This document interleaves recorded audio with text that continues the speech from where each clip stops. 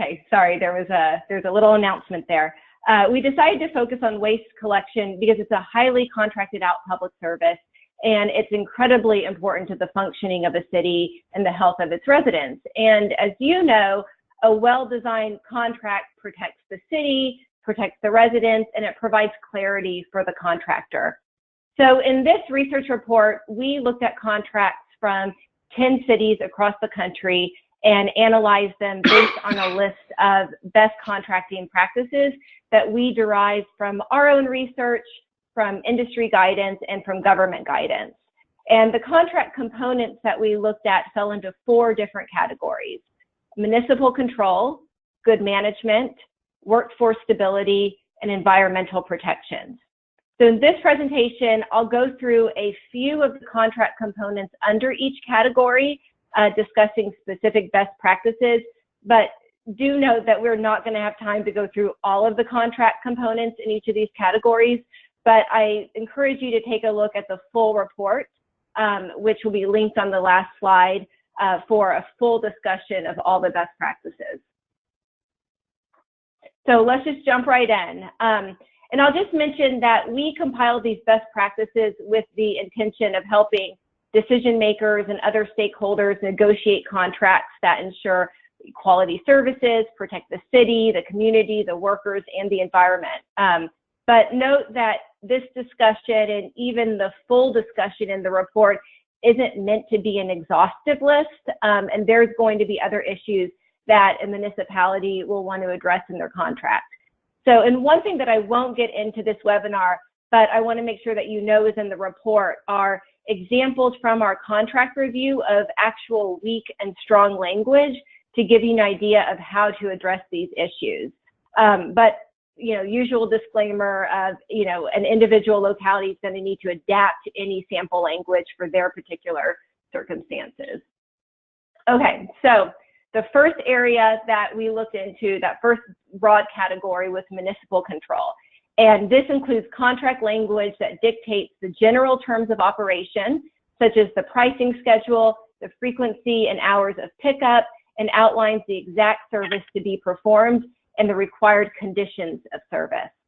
So what are the, you know, the contract components that fall under municipal control are listed there. You know, defined scope of work, clear and detailed pricing schedule, explicit rights and conditions to terminate contract, detailed force majeure events, specific disposal facilities requirements, specified frequency and hours of collection, designated fleet requirements, the process for tonnage reporting, city's use of equipment, and city's right of first refusal to purchase equipment or lease from the vendor if the contract's terminated.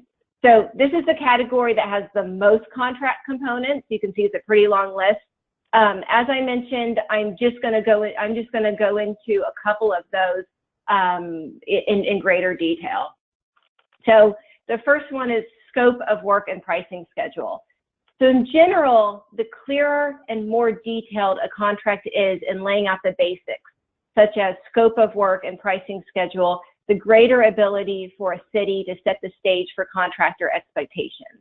So at a minimum, scope of work should specify the type of collections the contractor is responsible for, processing methods that the contractor will use, and disposal requirements.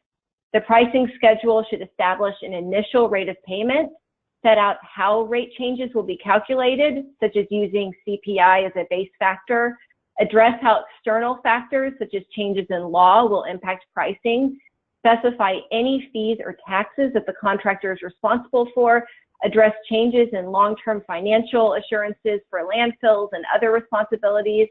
And then we also recommend that the city council or some other oversight body approve any rate changes.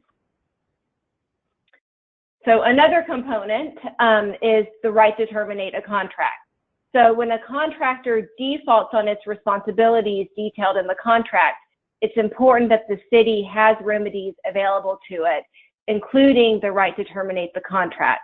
This termination notice period should be short so the city can transition to another contractor or in-house staff if a problem arises that cannot be remedied, and it should specify that the contractor is liable for any damages in the issues leading up to the termination and detail how the city will recoup the damages. And this is especially important in the case that a contract is canceled due to an unremediated dispute, and tensions may be running high. Okay, so the last one that we'll talk about under the municipal control category is around force majeure events. So contracts should include specifics around force majeure events, which are specific circumstances for which non-performance of contractual obligations is excused, such as acts of God, war, rebellion, acts of terrorism. So for example, a natural disaster may be a force majeure event. A city wouldn't penalize a contractor for failing to complete its duties if there's a big hurricane. But these events should be uncontrollable and unpreventable circumstances. They should not include preventable circumstances such as labor strikes, lockouts, subcontractor or vendor failure, and a reasonable timeline and process should be specified for resuming services after the force majeure event, and the contract should detail fines for not resuming service within that time frame. And keep in mind that the contract should specify force majeure events for both the city and the contractor's responsibilities. Okay, so the next big category, so if you remember there was 4 categories, the next one is good management. And that means the actions that the city takes to ensure consistent and quality services. And so within this category, we have the following components: complaint resolution, schedule of fines or liquidated damages, missed collections, insurance, and oversight provisions. So I'm just going to go over a few of these in detail like I did in the previous section.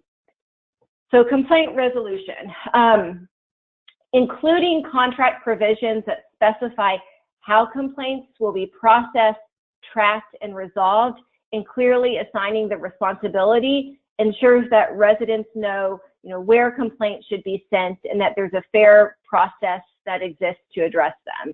And in most cases, a municipality will give the contractor responsibility for handling customer complaints.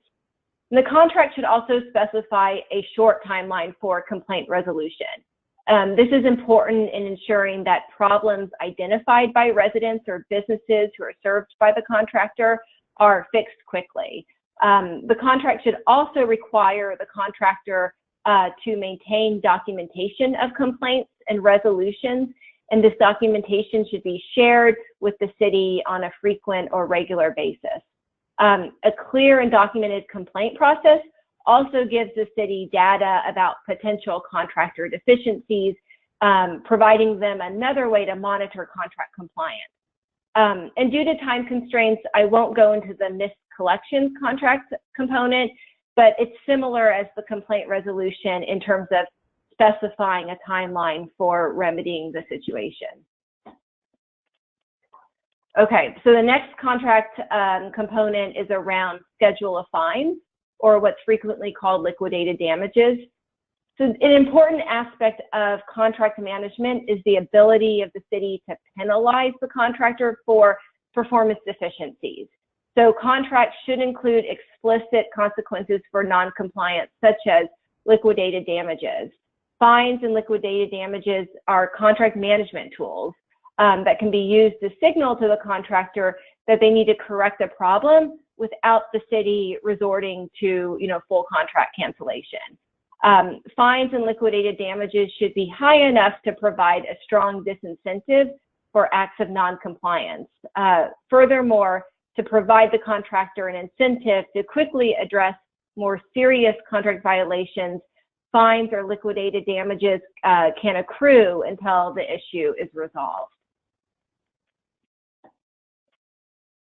Okay, so oversight provisions.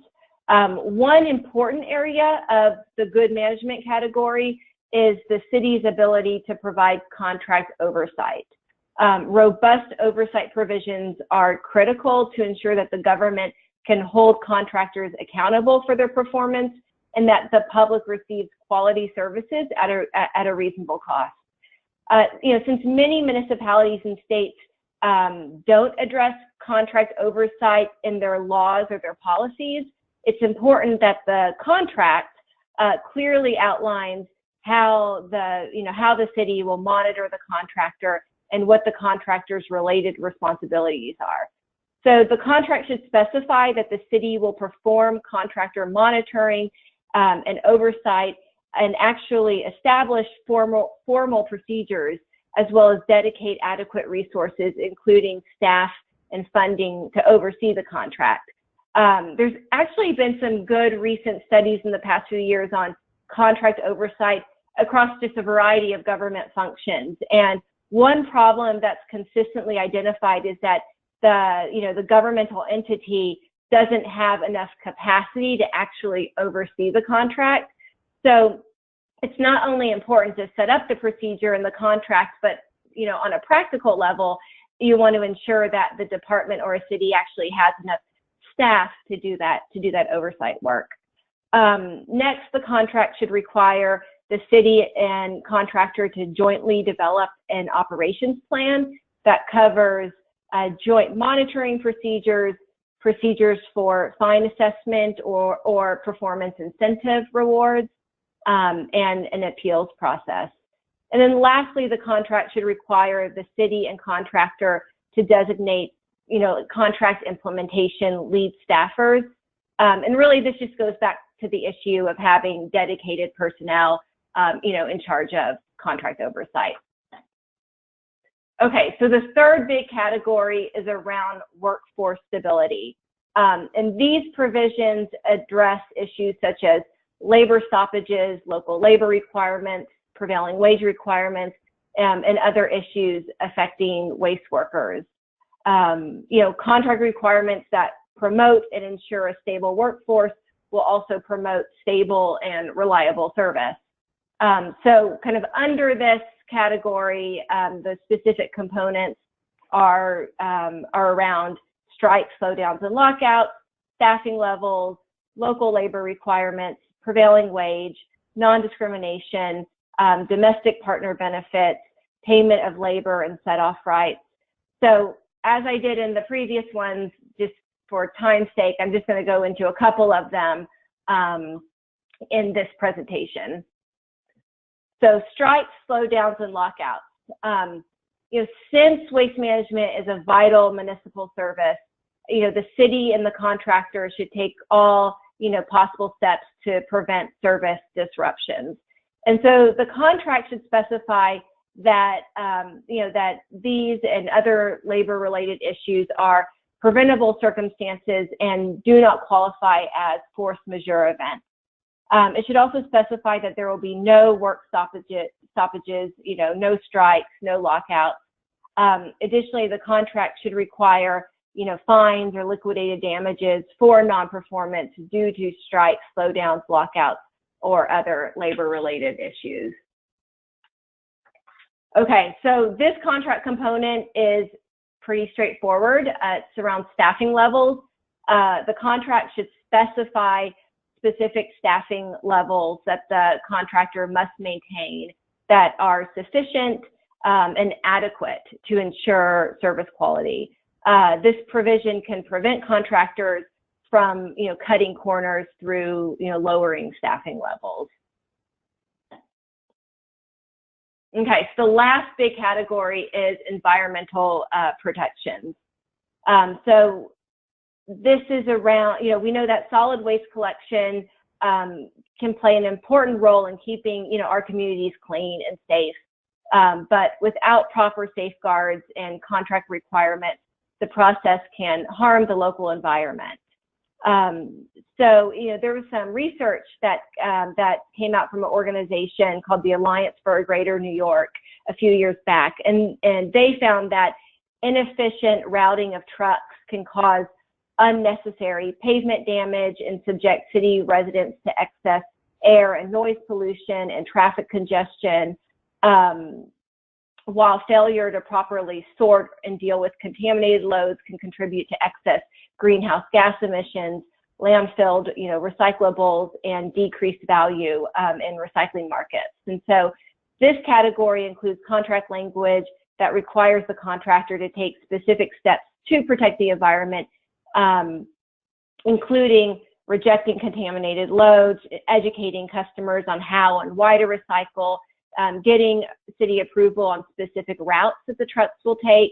You know, and what we've seen is that localities are increasingly paying more attention to how its actions are impacting the environment, and the provision of waste services is an area that more decision makers are paying attention to.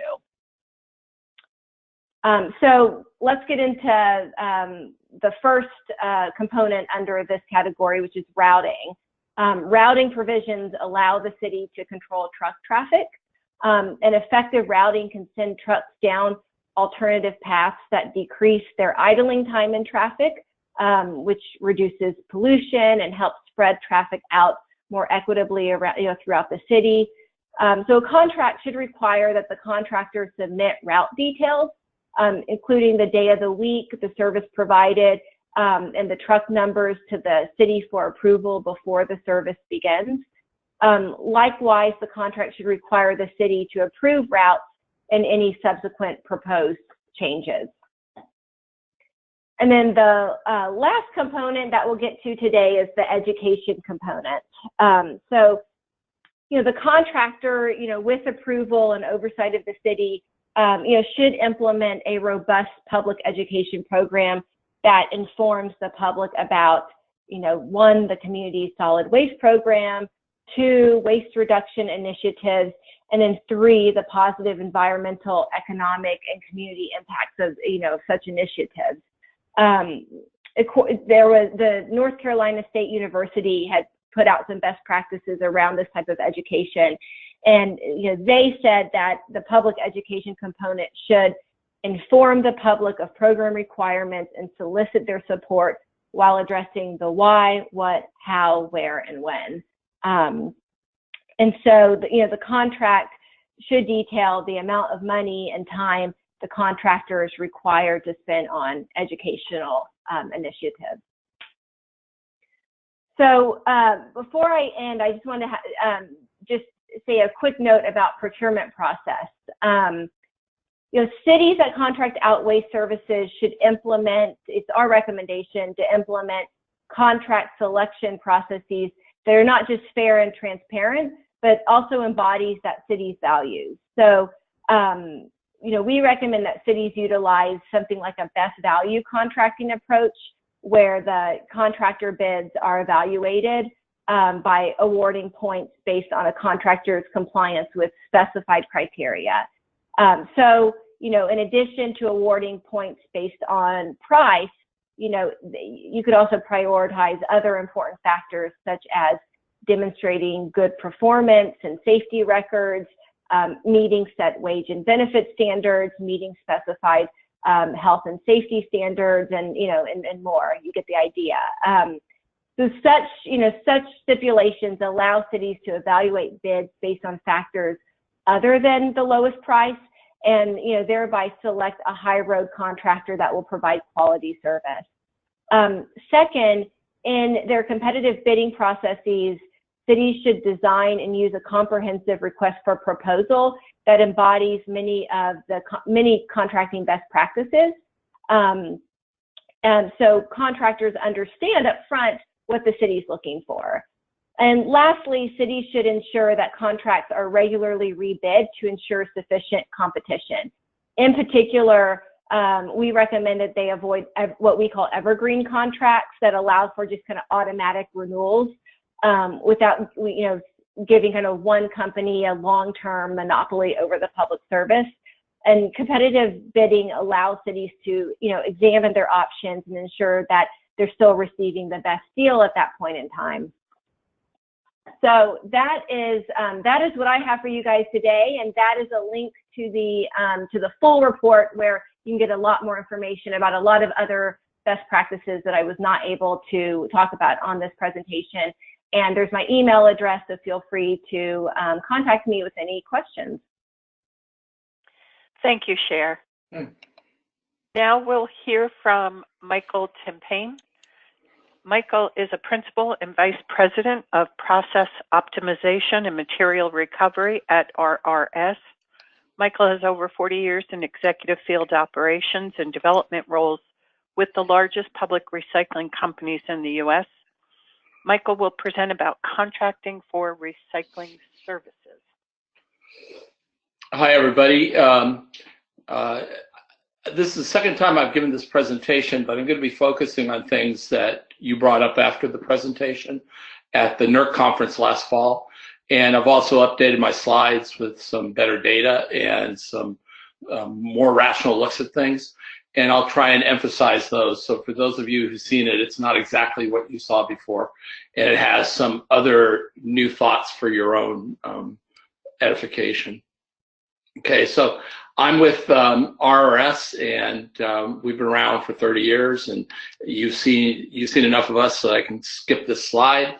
And as she was talking about my past, I go back to 1985. I remember walking around and delivering carts both in Massachusetts and Virginia, the latter with Bill Ruckelshaus, the first carts that were ever delivered there, little bins that you took out, 15-gallon bins. So I've been around a long time, and I've seen almost everything there is to see in the business and been involved in a lot of contracts.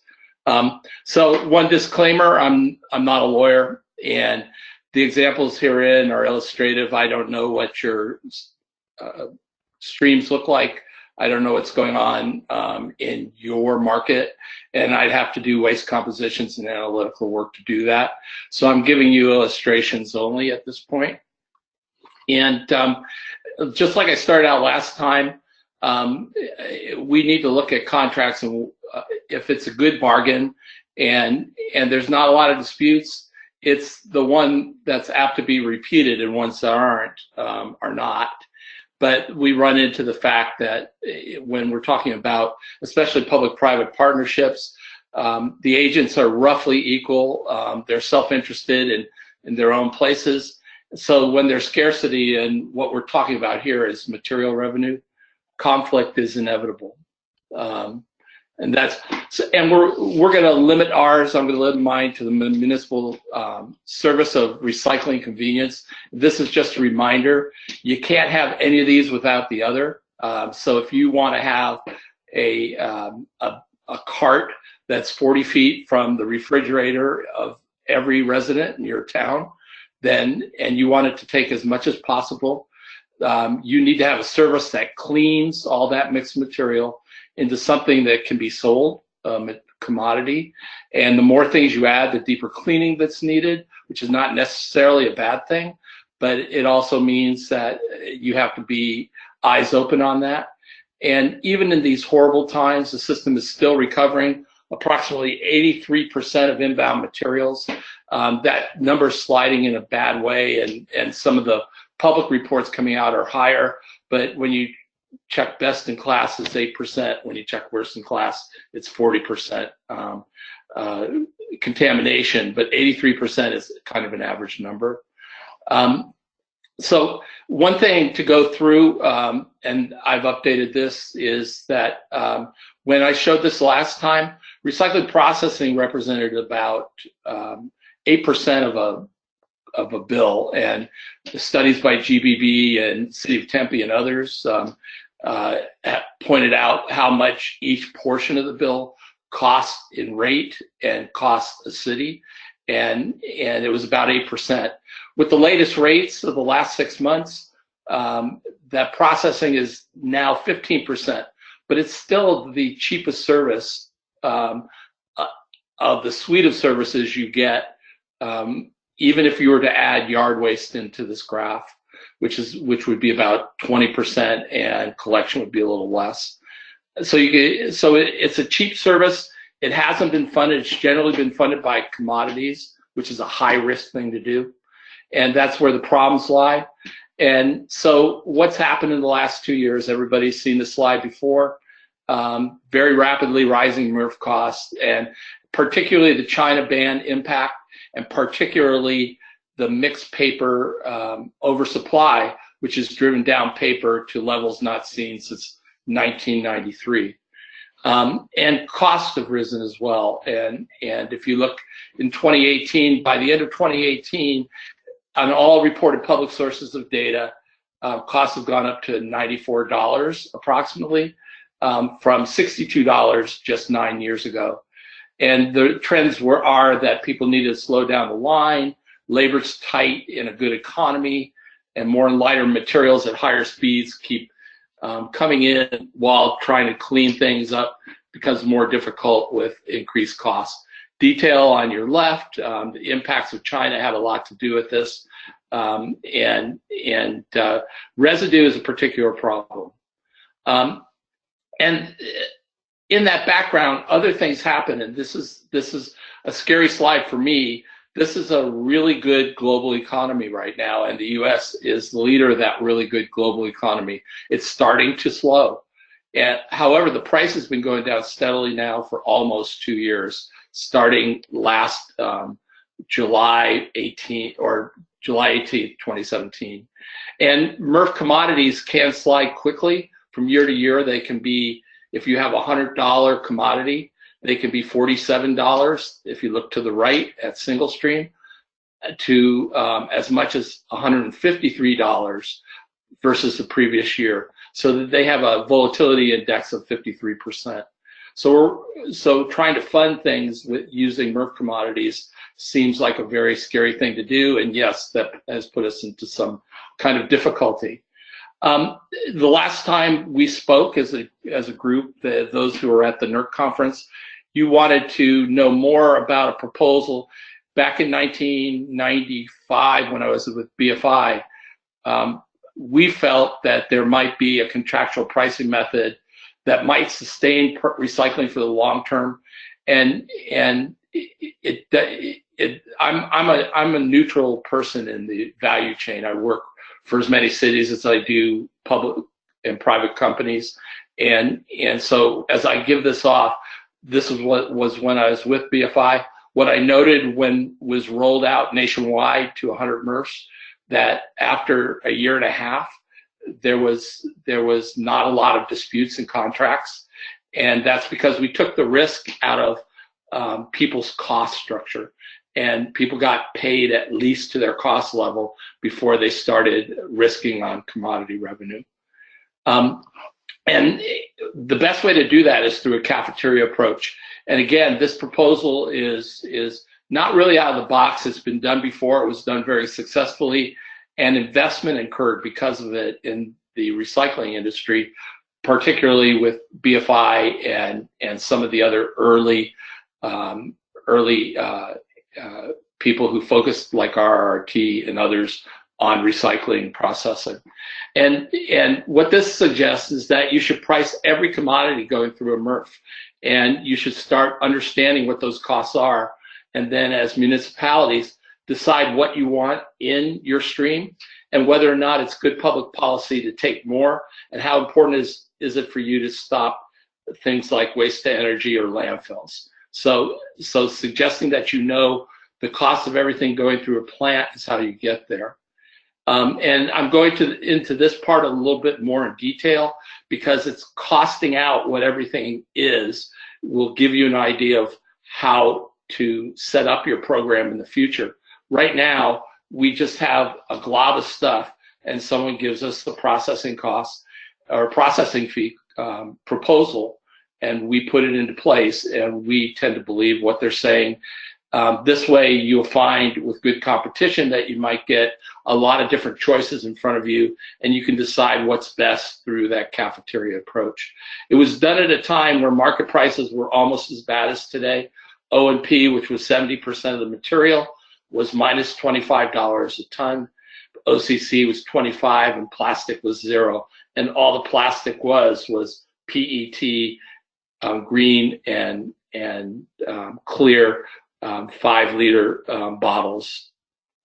I don't know if everybody can remember that time.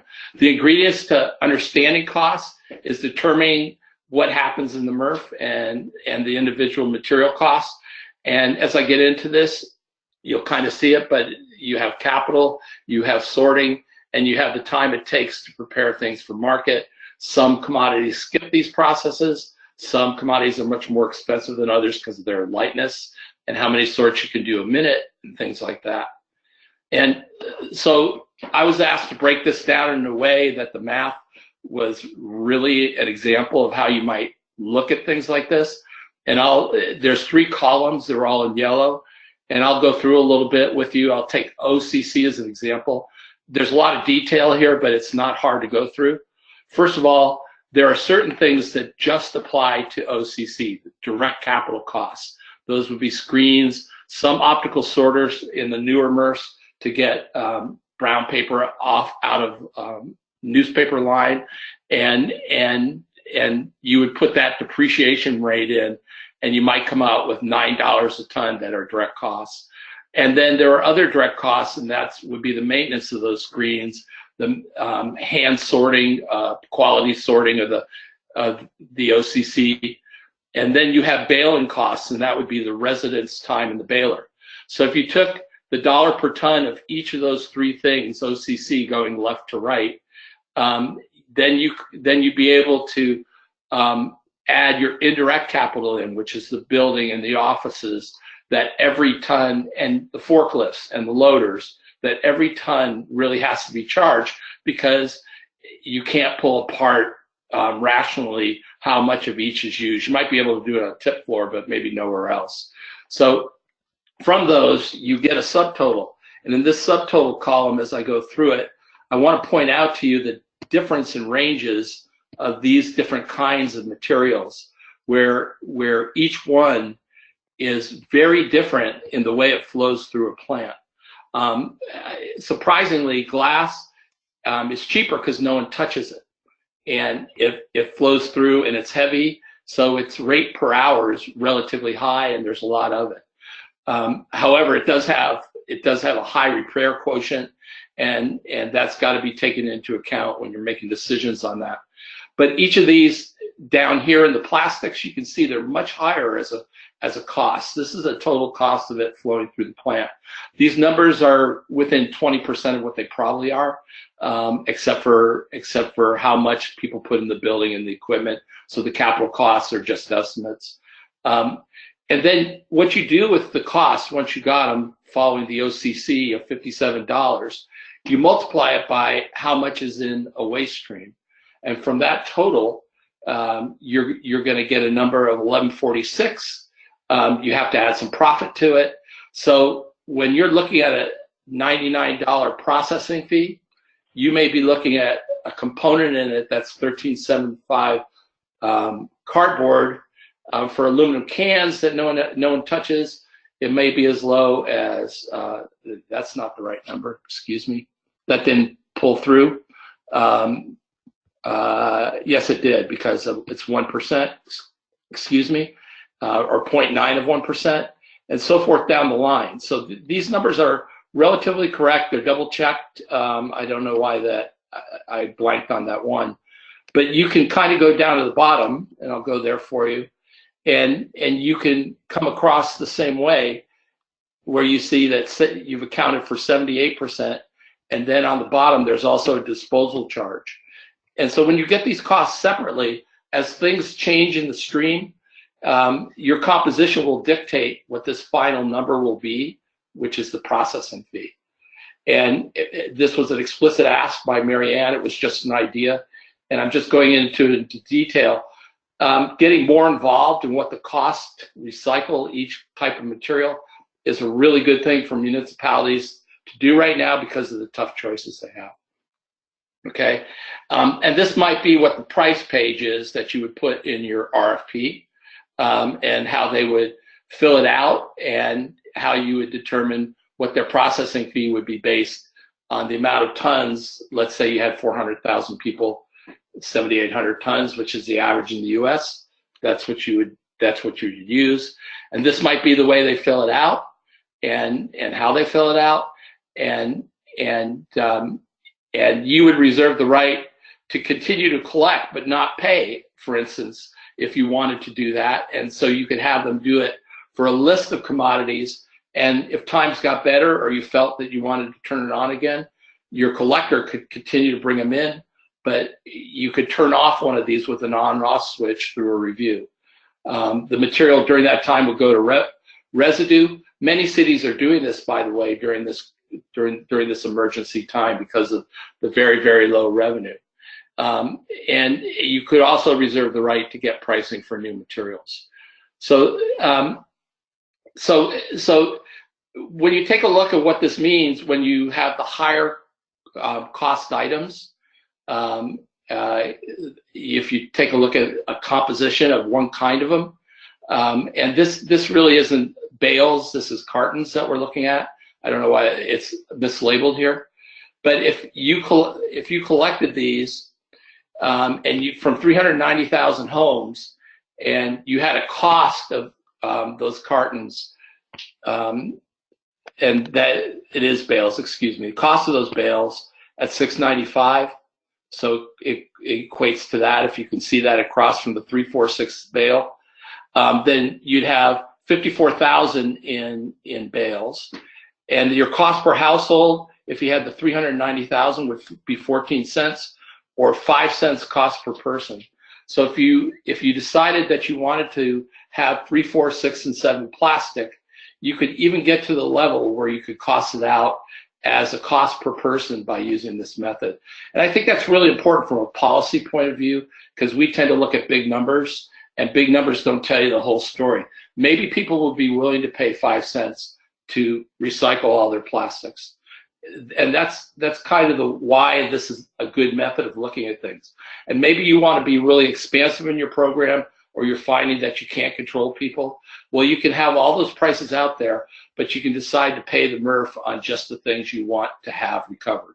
So that's how that works. I'm sorry for this one example being mislabeled, but it's still right in the math. Another thing that you might want to look at is the revenue share.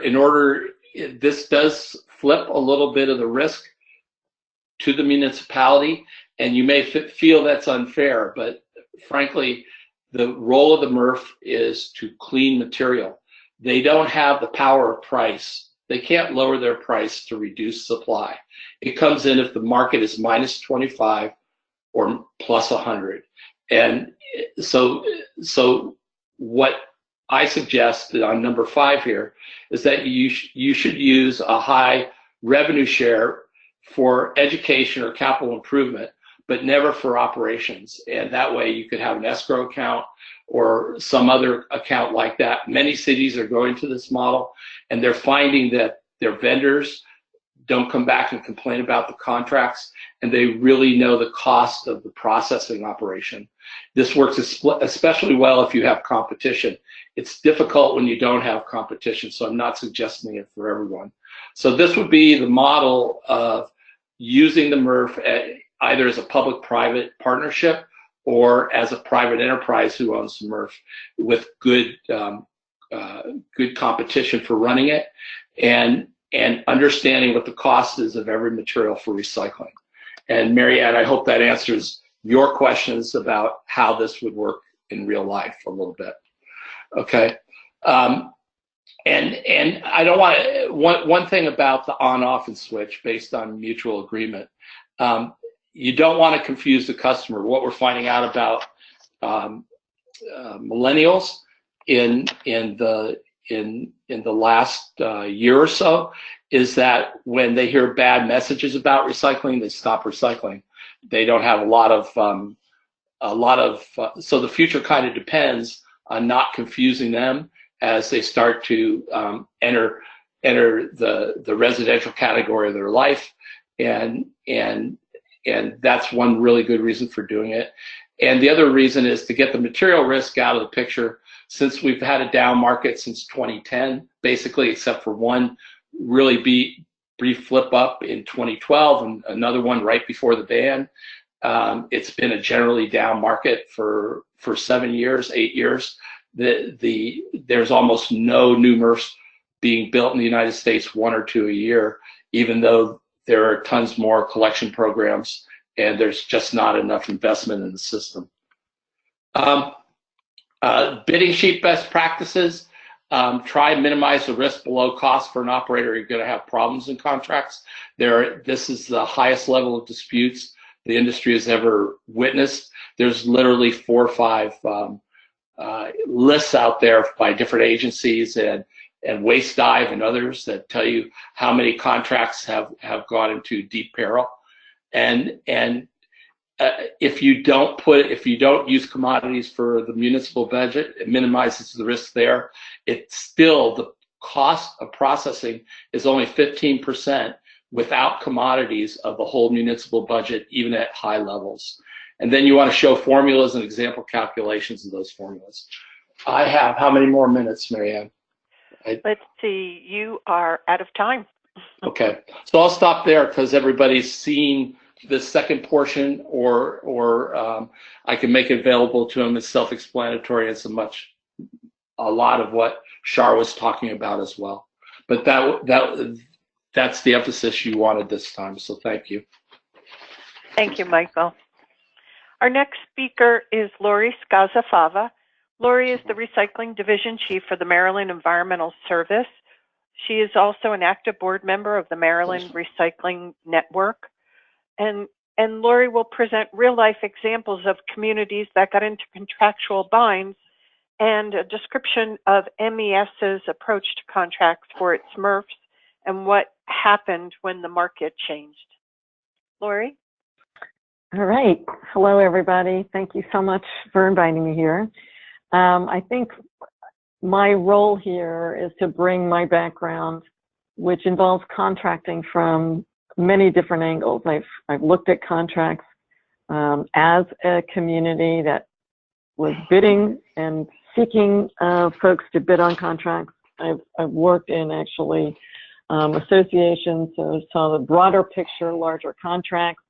And now working for the Maryland Environmental Service, I'm actually, and also in my consulting work, I've actually been on the other side where I've bid on certain contracts.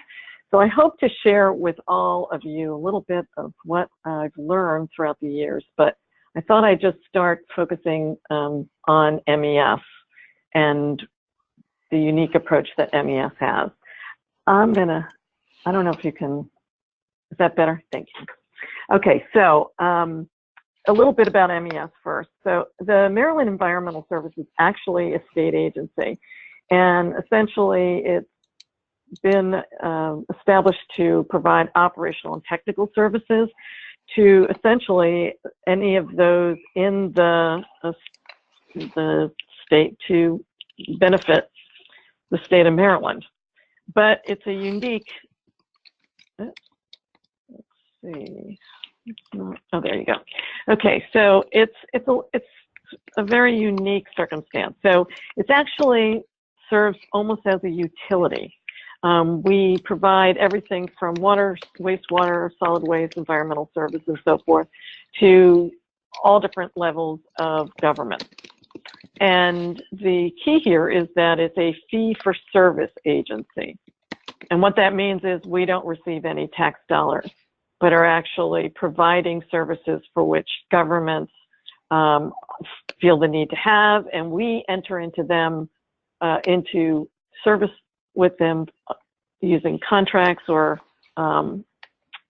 intergovernmental agency contracts, grants, or even executive orders.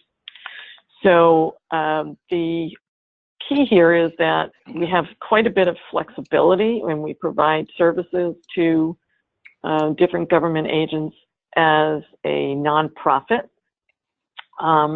And so that also gives us some unique insight into some of the contracting for these services. And what I would state, I guess, initially is to go into any contract with trying to come with a win-win for both sides.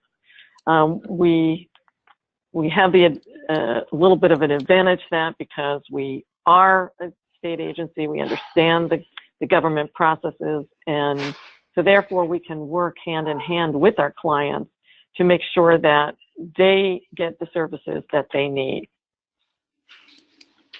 So focusing in a little bit though, my role at MES is overseeing all the operations that have to do with recycling. And those are a number of different types of operations, including we're doing work for BWI Airport and helping them with their recycling. We provide used oil recycling throughout the state, and as well as CFC removals. And we actually have begun some food waste collections for schools and administrative offices. But for this presentation, I think what's most significant for all of you is that MES actually operates 4 facilities. In Montgomery County, Maryland, we operate a dual stream recycling facility that is taking in about 72,000 tons per year. But we also operate their composting facility, and we produce a product called leaf grown. And we not only produce that product, but we also bag it for them under contract. In Prince George's County, we operate a single stream recycling facility that's about 55,000 tons per year. And we also operate their food waste composting operation. We've trademarked this as Leaf Grow Gold, and that now is under production at that facility, and we're doing about 50,000 tons per year. So the significant thing to realize here is that we are under contracts with these particular individual clients and are seeking to essentially have contracts that become a win-win for them and for us. Okay, so how do our contracts generally work? And this is a big, big broad brush. But generally for those 4 facilities, the counties actually receive the revenues from the sale of the material. And as we were talking about earlier, essentially that really helps to alleviate and assign risk associated with the markets, but obviously there's a reward as well. Under these contracts, MES is paid for all their expenses to maintain and operate the facility. So what this could mean is that we would actually purchase the capital items such as the rolling stock, as well as some of the actual machinery. But again, that depends on the decision by the county. There have been some circumstances where they decided that since they own the equipment, they would just assume pay for it out of their budgets and put that on their depreciation schedules. So what we assume in terms of expense, we then charge directly to the counties and are reimbursed on a monthly basis. And then in turn, basically the county budgets annually for all these expenses. And it expects to pay MES to run the facility within that budget. The interesting part for, I guess, the counties is that they, on an annual basis, essentially are hiring MES to do this work. And the risk for MES is that if they decide not to budget for us next year, we obviously lose that customer. So let's talk a little bit about what the risks and rewards are for this. The county have essentially accepted the risk of the recycling markets, but when the recycling markets were high, that worked out very much in their favor. They were able to generate millions of dollars that was able to contribute to the maintenance and capital expenses, any kind of future expansions for their facilities. But as you've all seen and experienced, what that means is that they shoulder the revenue reduction when the markets dropped. And just as we've seen all over the country, there have been reductions of significant proportions for these counties in terms of their revenue reduction. The good news is that what they've done is they have secured the capabilities of having their recyclables processed regardless of what the markets are. because they've budgeted the expense. And I think that this kind of goes to what Tim is recommending, is that essentially you're guaranteed that the base cost of the operation will be covered, and you're not counting on that revenue in order to make sure that that happens. So what did this do for the county? Essentially, it provided a lot more control for them. And they've been able to do that by working with local markets and making sure that they are aware of who they're working with, and they are building relationships with them. And this has really paid off, because our relationships with these markets have made a big difference. So when there have been drops in the market, they essentially are still bidding on our material, and where they might not otherwise if we had not had those relationships with them. And we do bid this out monthly. So there's, we have had some contractors that we've had month over month, but generally speaking, we have seen a variety of different markets bid on our contracts. And so that's helped kind of even out and provide I guess a cushion for a number of different companies so that they can stay in business, which is what we all want to have happen. But I wanted to share with you a little bit about what this control has benefited the county. And although I was not able to provide the actual prices, you can see just by this graph that Montgomery County has indeed been able to sell their materials at higher than the regional prices in the area. This particular graph is showing the prices for cardboard as well as mixed paper. This is showing the materials for aluminum and steel. And again, you can see that steel, we have been pretty much over the market. Aluminum, not so much, unfortunately. But keep in mind that, the aluminum price is still significant, and that it is, even though it's a small amount of material, you are indeed bringing in a fair amount of revenue with that particular item. So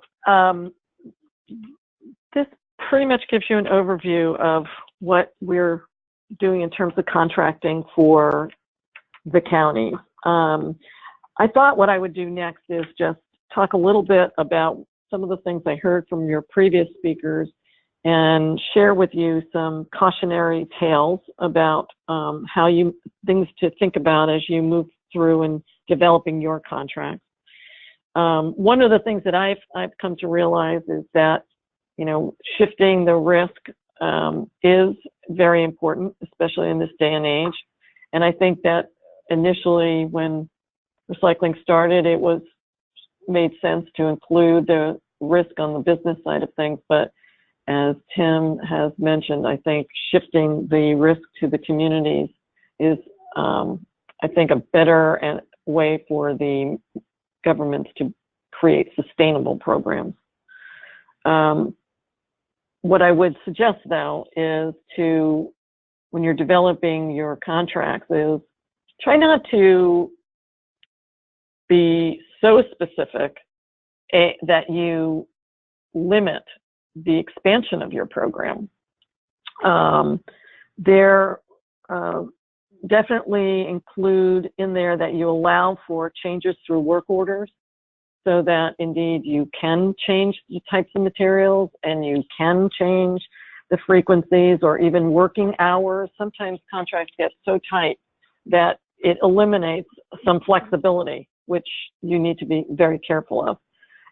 I would also caution to put the details of your contract that in an addendum to your contract, so that they can be changed on an annual basis along with your budgeting process. For example, in our particular instance at the recycling facilities, we've been asked to do some specific items, specific cleaning, power washing of things, painting of things on a annual basis. But the county being a government agency, that got cut out of the budget. So now we have a contract that basically says we have to do it, but it was cut out of the budget. Had it been in an addendum, our contract would more fully reflect what the county's wishes were. I would also talk about length of contracts. Keep in mind when you're doing contracts, whether they're for hauling or processing, if you're hiring someone to do that work, you need to understand that they're going to make investments and they're going to bid on your particular contracts based on that investment. And for some equipment, the amortization of depreciation of that equipment happens over a 7-year period. So if your contract term is only for 1 year, it will become very difficult for them to amortize that if you expect them to purchase the equipment. Obviously, that changes if you're going to be the one purchasing the equipment. I know that Cher talked about complaint resolution. I had a client one time that had in their contract that the hauler had to obviously pick up and resolve missed collections and so forth. But what was happening is that the phone calls were coming in to the county, and they did not put in their contract that the hauler actually had to prove that they collected the missed collections. I would recommend in that case that you require your haulers to take pictures of the fact that they've resolved that missed collection. It's very simple now that everyone carries phones, and we have a lot more technology that you can use to your advantage. I know that fines were one thing that were recommended. I also would support that. I had an example of a county that had a contract for the processing of its materials, but they had no fine capabilities. The only mechanisms that they had to address a huge decline in the productivity and the maintenance of the facility was to go to threaten default. And the county found itself in a very difficult situation because they didn't want to go into default. They didn't want to take over the facility. They wanted the contractor to stay in business, but what they really wanted was for those maintenance and production items to be addressed. So having had fines in the contract would have helped them significantly. Okay, I see that we are coming up on time now, so perhaps I'll just stop right there. I know it probably is of more interest for all of you to ask questions. So thank you very much, and I'd be happy to address any questions you have. Thank you, Lori. Before we get going on the questions,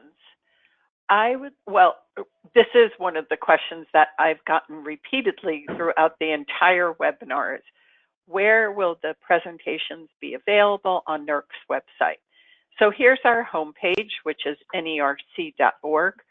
If you click on resources, search for resources, select webinars, and hit go, you'll come to a list of presentations that we have posted.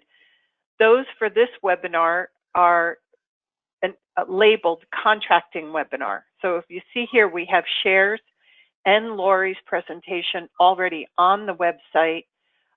Michael's presentation and the recording will be here also by tomorrow morning at the latest. And the links to all of these will be in a email that you get through GoToWebinar that will show you where they are exactly, links directly to those presentations. So just want to make sure everyone's good on that. I don't want to I could hear everyone's franticness wanting to know where these will be. So I wanted to get that out of the way first. I also wanted to ask Cher, you had mentioned a North Carolina University report, and someone has asked where you can find that report. Sure. I can't tell you off the top of my head, but what I will say is that report is discussed in our report, in the report that was linked. And every single thing in our report we do a very good job of citing everything and having extensive footnotes. So you can just kind of do a search on our report, find where that study is, follow it to the footnote or end note, and there should be a citation to help you find that. Okay, thank you, Cher. And Michael, I just shared this screen with you because we've had a request that you go over the world. Let me get to that question again.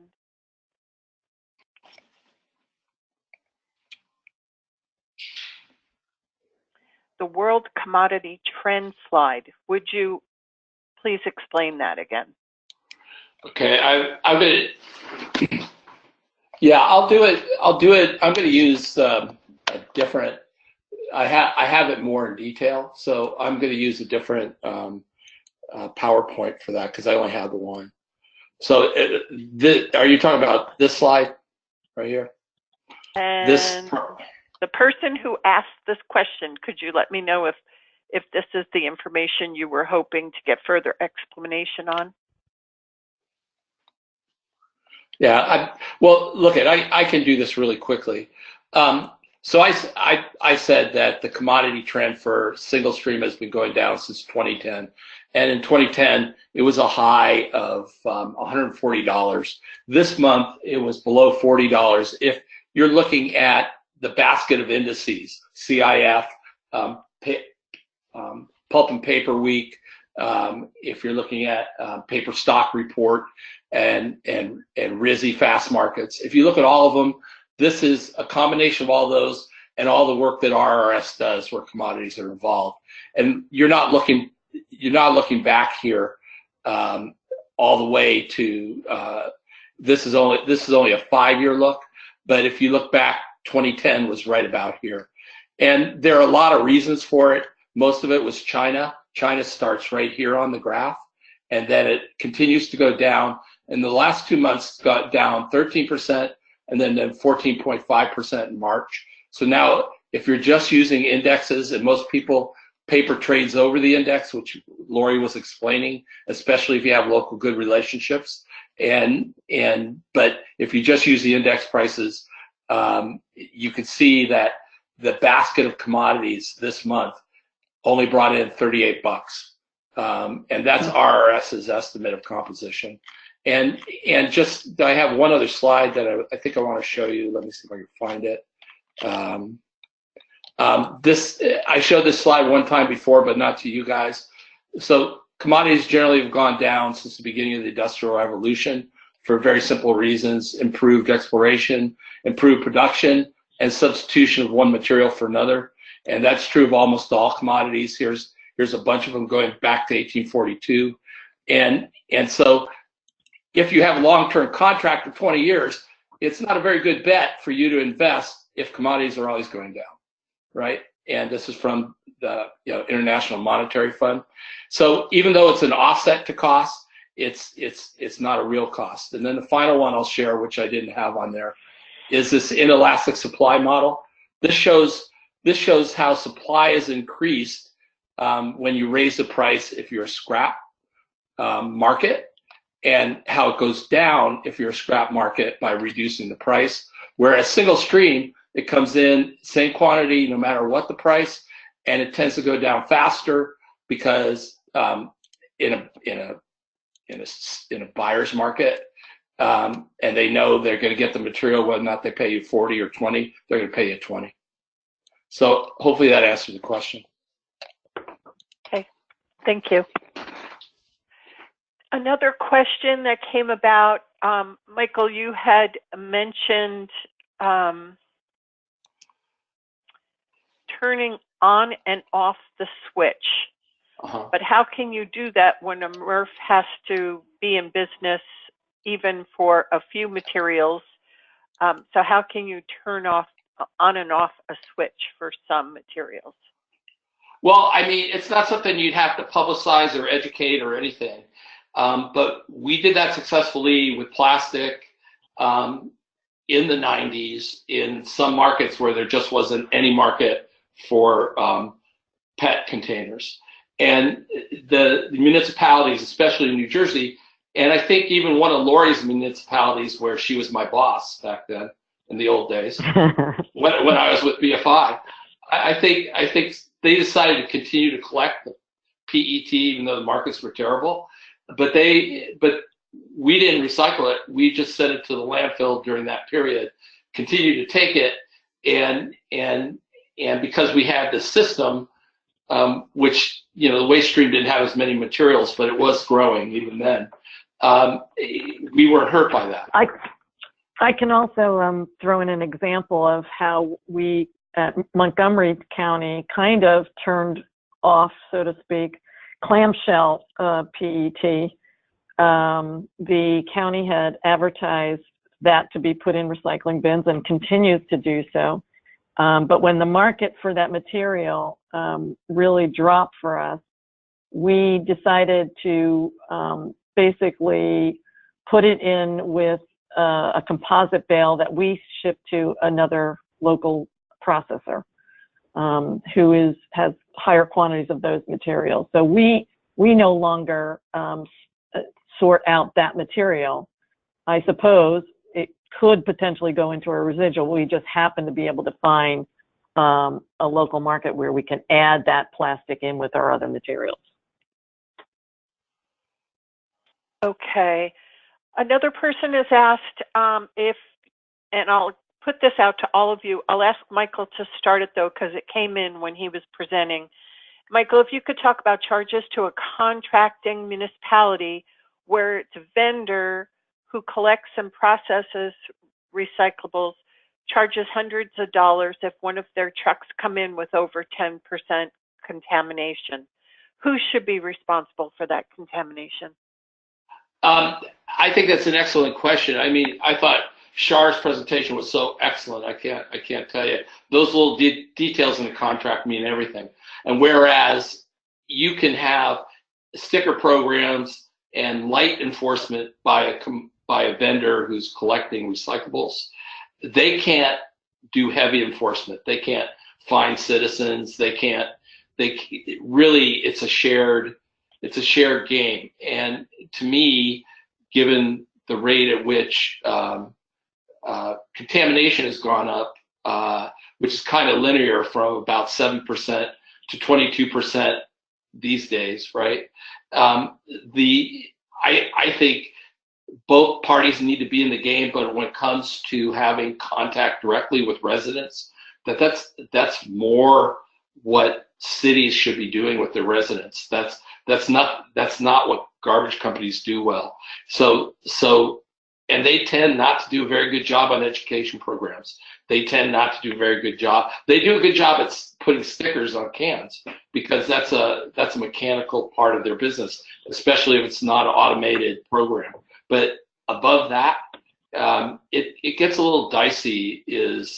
So I would have enforcement be the cities with the recycling coordinators that every city should be an absolute part of the program, and I'd have education perhaps lie in the back of the garbage collector service provider and the MRF, but knowing that that's going to be limited. They'll be able to give you good expert stuff to use, but how you get it to the citizen and enforce it, you can't count on a garbage company to do that. Well, Mike, I thought it was interesting that you presented your cafeteria approach.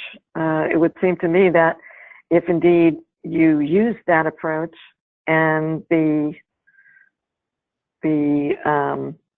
was a set amount of percentage for residue. If the residue went up, you would pay more. But if the residue went down, you'd pay less. And so it wouldn't be done on a truck by truck basis. It would be done more on a regular waste composition of the recyclables coming into the facility. That's right. Which is yeah. I mean, that would be one of the things that I would recommend be done anyway, is that as part of the contract that there be regular either bale breaks and composition studies of the incoming material, so that your rate becomes floating, and again, it's a shared risk then. There's another question that I'd like Share to address. If a municipality does not have robust competition, how would you get a good response from a bidder if there may be only one in your area and they're not interested in doing everything that you are wanting them to, or including everything that you want in the contract? Yeah, I'd be curious in what Michael and Lori have to say about that too. That's a really difficult decision, and I think then you have to figure out whether kind of contracting this out or not makes sense if you don't have, or if the contractor can't provide what you want. But I'd be curious just to kind of hear Michael and Lori's kind of real world experience if they've seen this problem up close. Yeah. Well, we're talking about the Leviathan MRF. You don't have a choice. So they were paying you $20 and now they want to charge you $150. That kind of situation. And it does happen if there's no competition in the marketplace. It's happening right now, and you see it in all the trade journals. And a lot of times they're justified, sometimes they're not. And so you got to take it on a case-by-case basis. But in general, there's a renewed interest in public-private partnerships. There's renewed interest in pooling tons together, quite like what MES was set up to do when it came to garbage many, many years ago. There's renewed interest in looking at disposal more holistically, so you're not subject to only one vendor. Because if you have enough tons and you pay the processor for processing your tons, you'll get competition. So that would be my recommendation. Don't go at it alone. Start looking at yourself as a waste authority and pool tons within the waste shed that you can all have a common list of materials, and you have more control over your program. Lori, there's a question for you. I would like to just add a little to that. Keep in mind that what we've seen is that you can also allow for transfer stations to be built as part of the contract. So you may want to offer either land for that to happen as a possibility. And then to echo what Mike was saying is you can go into business yourself and you would be competing against them, and that could work in your favor. Sorry, Marianne, go ahead. Yeah, question for you is, you said you're a public agency. Does this mean you are the ones writing the contracts? No, actually, it's the communities that are hiring us that are drafting the contracts. We often work with them in reviewing it and making recommendations for changes as we go through a negotiation process. But essentially, it works in the same way that you would any bidder, except there's no RFP. They just ask us for a proposal. We have to go through the same process of identifying what all the costs would be and making estimations that would break down to a budget year and submit it to them, and the contract then is negotiated based on that. And then when, let's see, there's another one here about processors not wanting to use PPI or yellow sheet indexes for fiber anymore, stating that it's inconsistent with market conditions. Michael, I guess that one's for you. Would you agree or disagree? Well, so there's three commodities, right? The plastic, metal, and paper. They all react differently. Plastics, the index still is pretty good, recycledmarkets.net and some of the other ones. Metal, it's based on the London Metal Exchange, very orderly. Deductions are taken off the bales coming out of MERS from what would be pure aluminum, UBC, and that's based on the price of aluminum ingot. When it comes to paper, paper is an informal market. It generally has traded 20% to 50% sometimes over the index stated price. Those things have been compressed by the oversupply of mixed paper. And since mixed paper is below zero, even getting orders to move paper, and that goes for news as well, is very difficult. And so they are not getting index prices from the markets, even though the posted prices may be that, because they're not getting orders. So it's because of the low price of mixed paper that the index isn't working for them. In the last 5 years, the index has worked for them. Just the last 5 years before the ban, China ban. After the China ban, those premiums that were paid off the index, you know, where someone says I'm getting 20 over high side on cardboard or something like that, they've been compressed. So it's not a very accurate. Indexes are good, but if you were going to do this 80-20 split, I'd want either the index or the actual price, whichever is higher. That's the way I would put it in the contract. Okay. If they're selling your material. When non-dedicated collection routes are used, what methods would you use to gather tonnages and or to identify the source of contamination?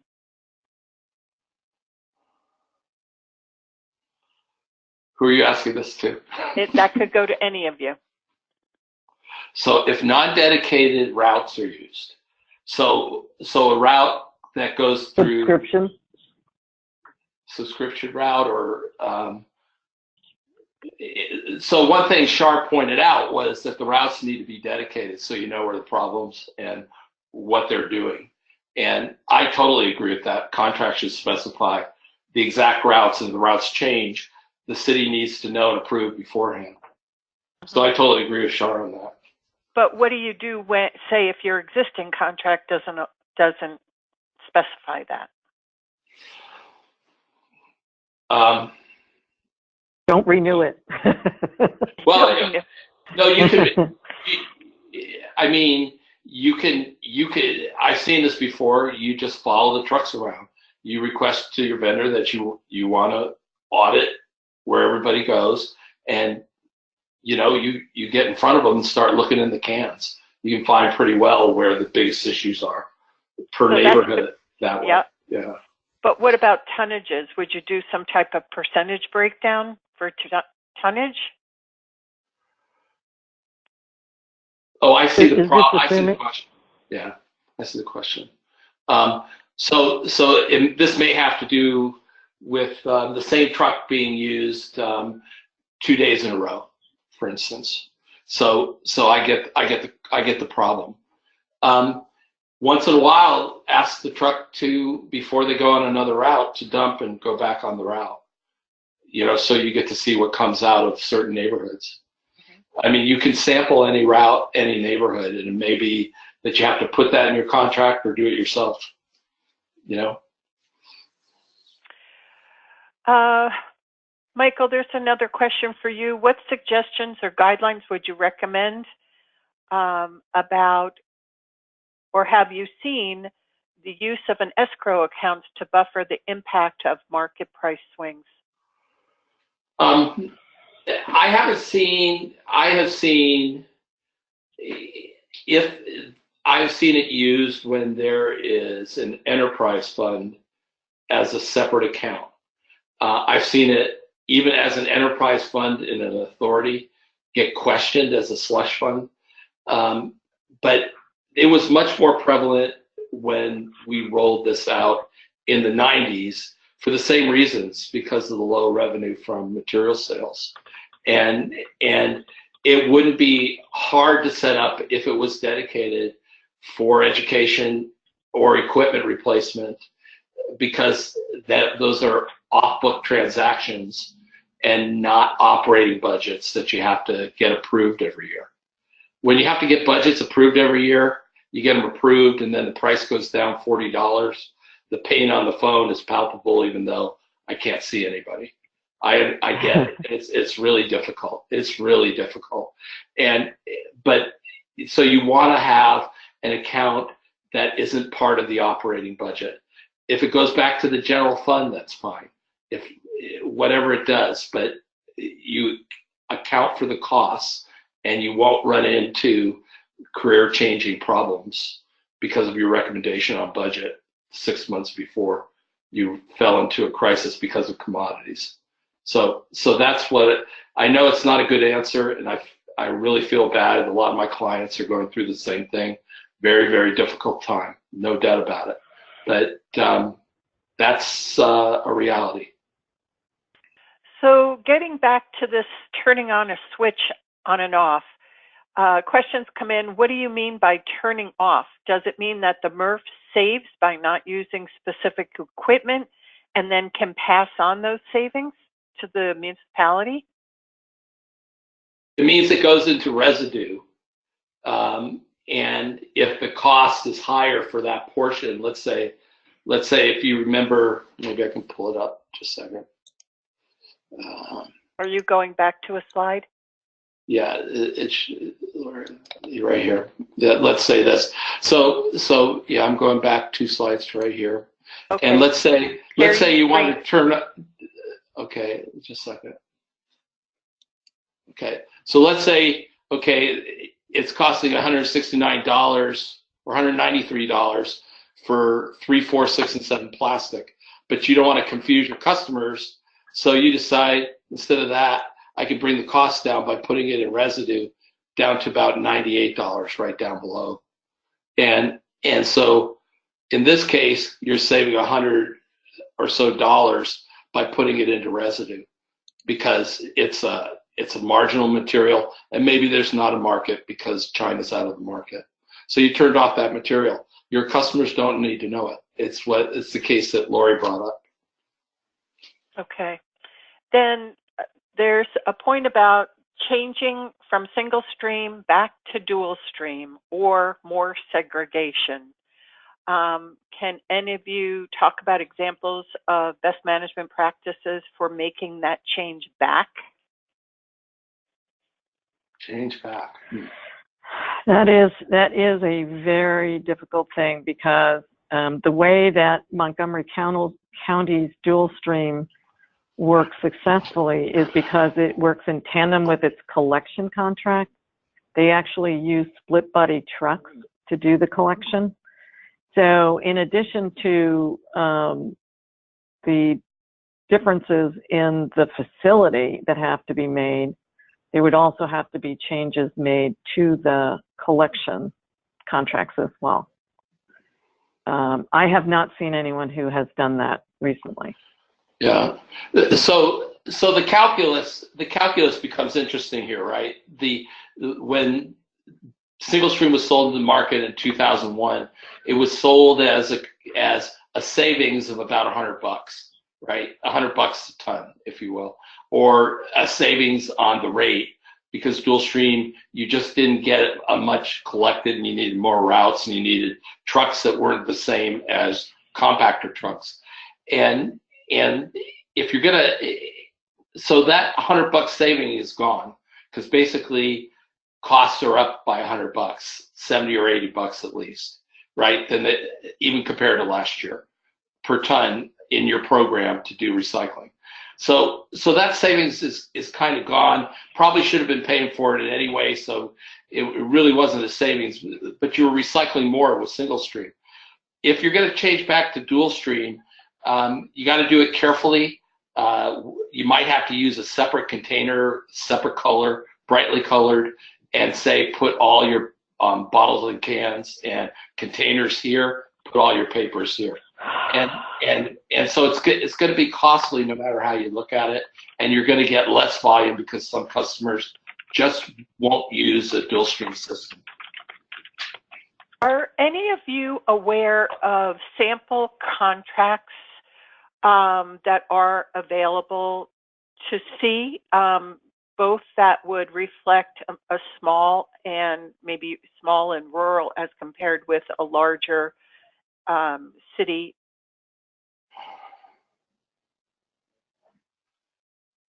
This is Cher.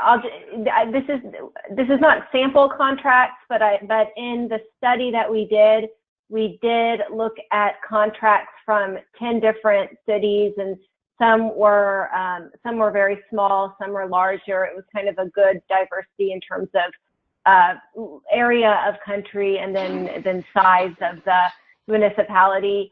And we did excerpt language out of those contracts and kind of based on what we looked at, and tried to showcase kind of weaker or stronger language. So you could look at that to get some ideas on some particular issues, but in terms of kind of a full contract, that we do not have. Michael or Lori, are you aware of sample contracts that are out there? Yeah, we have specialists who do that, who come from small municipalities who work for us. That's what they work on, is contracting small municipalities. So yeah, we have some. Off the top of my head, I'm usually working with larger contracts.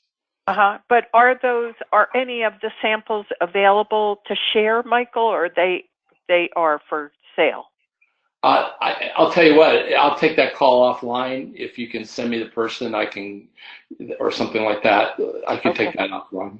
Okay. Okay. And someone else just posted that the New Jersey State League of Municipalities has a municipal library for local contracts. Good. That might be a good source. All right. Well, our time is up, and I want to thank everyone, our speakers, everyone who has remained on the call. This has been a great webinar, and we will definitely share the recording and the presentations, as I mentioned earlier, but wanted to make sure that you heard that message one more time. And thank you all for being part of the webinar. Thank you.